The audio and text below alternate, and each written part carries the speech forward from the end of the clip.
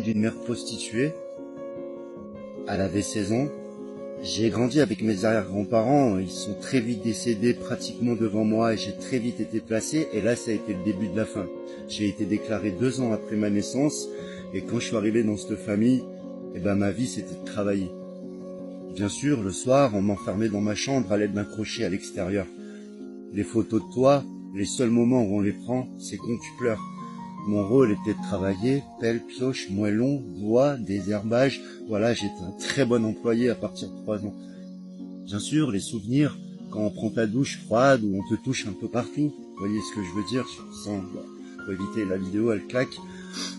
Voilà, les corrections, quand on t'allonge sur ses genoux. Des fessées à en plus finir. Ça a été ma vie, jusqu'à l'âge de tous ces enfants-là. C'est un choc. Ça nous rend différents toute notre vie. Soit ça nous rend plus forts, moi ça m'a rendu plus fort et hypersensible. D'où ma façon d'être. Donc, bien sûr, j'ai eu beaucoup de chance.